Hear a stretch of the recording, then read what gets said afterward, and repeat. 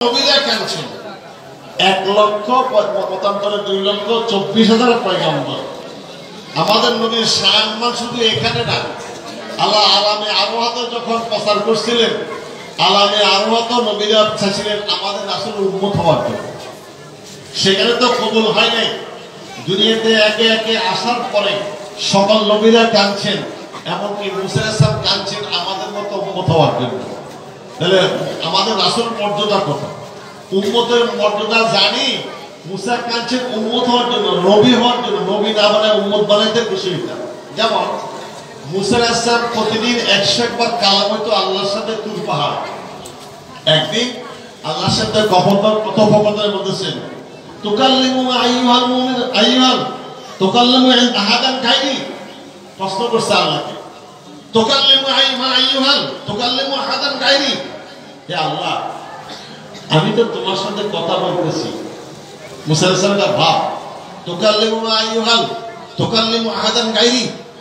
হে আল্লাহ, আমি তো তোমার সাথে কথা বলতেছি, তো আমি ব্যতিরেকে অন্য কার সাথে তুমি কি এভাবে কথা বলবে?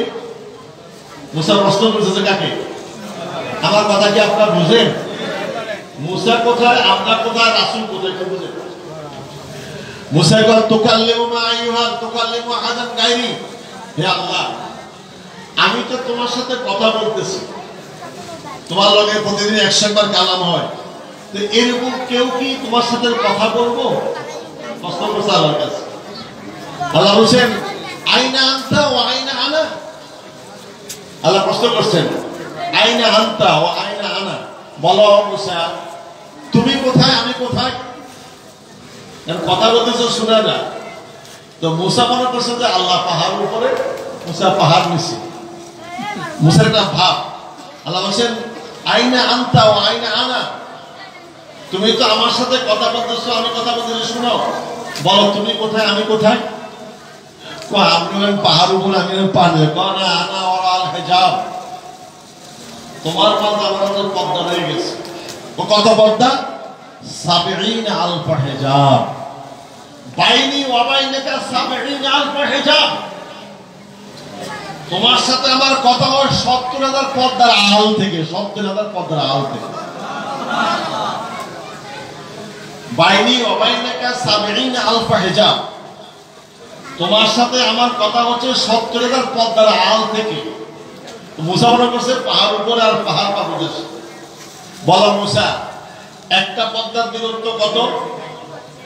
তখন আল্লাহ বলেছে, মুসা চুপ। একটা পর্দার দূরত্ব দ্রুতগামী তেজি ঘোড়া 500 বছর দৌড়লে যতটুকু রাস্তা অতিক্রম করে, এক একটা পর্দার দূরত্ব ততটুকু ডিস্টেন্স। এরকম 70,000 পর্দার ভিতরে থাকি আমি তোমার কাছে কথা বলতেছি। মুসা, তুমি প্রশ্ন করছো এরকম কেউ কথা বলবে নাকি? মুসা, সাতাদি হাবিবি উম্মতি, সাতাদি উম্মতে হাবিবি। অতি শীঘ্রই আমার নবী বন্ধুর উম্মত আসতেছে। কে উম্মত? সাতাদি উম্মতে হাবিবি। অতি শীঘ্রই আমার বন্ধুর উম্মত আসতেছে। তারা আমার সাথে কথা বলবে, লা হিজাবা বাইনি ওয়া বাইনাহুম। তাদের মাঝে আমার মাঝে কোনো পর্দা থাকবে না। সুবহানাল্লাহ। চিন্তা করেন, সাতাতি উম্মতের হাবিবি, অতি শীঘ্রই আমার বন্ধুর উম্মত আসতেছে। লা হিজাবা বাইনি ওয়া বাইনাহুম। তারা আমার সাথে কথা বলবে, আমার আর তাদের মধ্যে কোনো পর্দা থাকবে না। সুবহানাল্লাহ। তোমার সাথে কথা হয় 70,000 পর্দার ভিতর থেকে। আর বন্ধুর উম্মত এত মর্যাদা, এত সম্মানিত, তারা আমার সাথে কথা বলবে, কোনো পর্দা থাকবে না। চিন্তা করেন। এবার মুসা কয়, আল্লাহ, কেন তুমি আমাকে নবী বানাই না? যে উম্মতের এত সার, আমি নবী হয়ে 70,000 নবী হয়ে আমার সাথে তোমার পর্দা 70,000। 70,000 নবীর উম্মত, নবীর সর্দার হলেন মুসা। 70,000 নবীর সর্দার। সেখানে আমার সাথে তোমার এত দূরত্ব, আর বন্ধুর মধ্যে এত মর্যাদা, কথা বলবে, পর্দা থাকবে না। কখন সে কথা বলবে? যখন বন্ধুর উম্মত সিজদা যাবে, তাদের মাঝে আমার কোনো পর্দা থাকবে না। সুবহানাল্লাহ। চিন্তা করেন, কল্লা যখন মোড়ায় দেয় মাথাটা আসলে আল্লাহর কদম মোবারকের পরে কুদরতি কদম মোবারক। আসসালাতু মিরাজুল মুমিনিন, নামাজটা মুমিনের জন্য কি দিদা কথোপকথন চলছে। আল্লাহ কোথায়?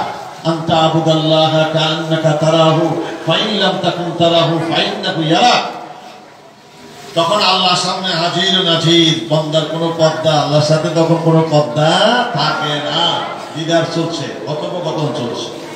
যখন এই বান্দার কুদরতি কদমের মাথাটা উঠাইয়ে দেয়, আল্লাহর কুদরতি হাত বান্দার পৃষ্ঠে চলে আসে।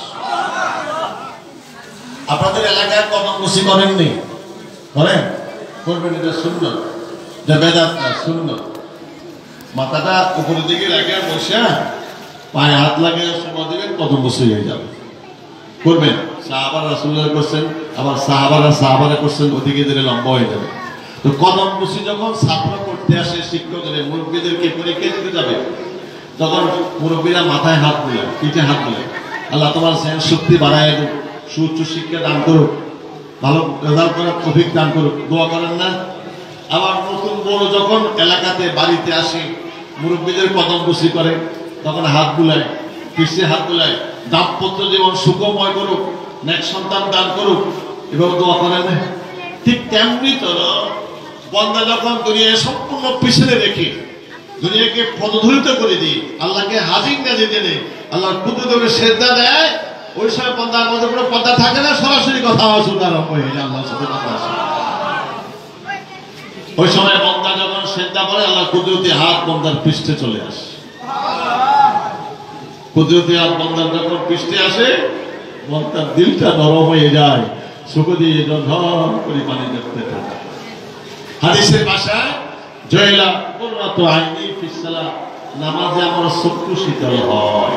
তার মানে আল্লাহর কুদরতি হাত যখন বান্দার পৃষ্ঠে চলে আসে, আল্লাহ তার অন্তরটা নরম হয়, চোখ দিয়ে পানি আসে। এই সেজদা দিয়েছেন কবুল, কোনো নিশ্চিত কোনো স্বপ্ন হয়। উম্মতের মধ্যে একটা সেজদার দাম কত জানেন? এই কবরটা আল্লাহর কুদরতি কোনো লুটিয়ে দেওয়া। আল্লাহর কুদরতি কোনো আমি সেজদা দিয়ে দিলাম, আল্লাহর কুদরতি আমার পিছে আসা, এই যে একটা সেজদা, সেজদার দাম সেজদাতুন ওয়াহিদাতুন খায়রুম মিনাদ দুনিয়া ওয়া মা ফিহা।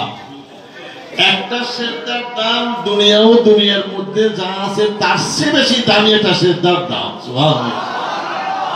দুনিয়া ও দুনিয়ার মধ্যে যাহা কিছু আছে কিয়ামত পর্যন্ত বাইর করতে পারবেন? সব মিলে যাহা হবে, একটা সেজদার দাম তার চেয়ে বেশি।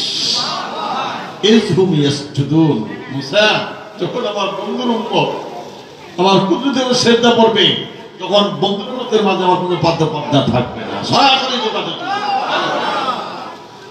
তখন মুসা কাঁদছেন, পরওয়ারদিগার তোমার এই নবীগিরি আমার দরকার নেই, তোমার বন্ধুর উম্মত আমায় মানো।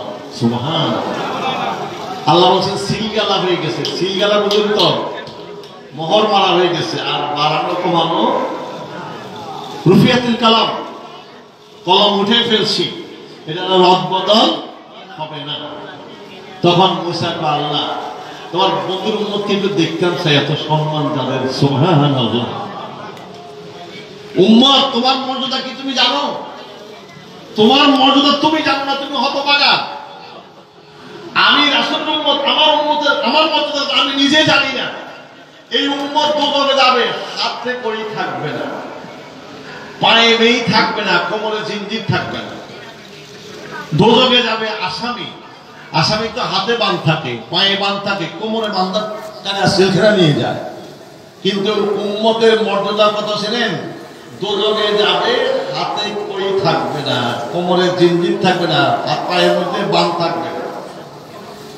প্রত্যেকটা অন্যান্য নবীর উম্মতের হাতে পায়ে বাঁধ থাকবে, কোমরে জিঞ্জির করে 500 বছর রাস্তাতে দোজখে নিক্ষেপ করা হবে। কিন্তু যে উম্মত রাসূলের উম্মত দোজখে যাবে, হাতে বাঁধ, পায়ে বাঁধ, কোমরে বাঁধ থাকবে না। আল্লাহ বলেন, মালিক বলেন পরওয়ারদিগার কি আসামি পাঠাইলা? হাতে বাঁধ নাই, পায়ে বাঁধ নাই, কোমরে বাঁধ নাই। আল্লাহ বলেন সাবধান আমার বন্ধুর উম্মত। সুবহানাল্লাহ। বাবা, আসামি যখন সম্মানী ব্যক্তি হয়, মন্ত্রী হয়, এমপি হয়, বড় বড় নেতা হয়, তখন দেখবেন পুলিশে ধরলে হাতে বাঁধবে না, পায়ে বাঁধবে না। সম্মান করে নিয়ে সম্মানিত ব্যক্তিকে সম্মান দেয়। রাসূলের উম্মতের মর্যাদা কত? আসামি হবে, জেলখানা যাবে, কিন্তু হাতে পায়ে বাঁধ থাকবে না। মালিক বলবেন আল্লাহ কেমন আসামি পাঠাইলা, এটা হাতও বান নাই, পায়েও বান নাই, কোমরও বান নাই, মুক্ত। আল্লাহ সাবধান, আমার বন্ধুর উম্মত। সুবহানাল্লাহ।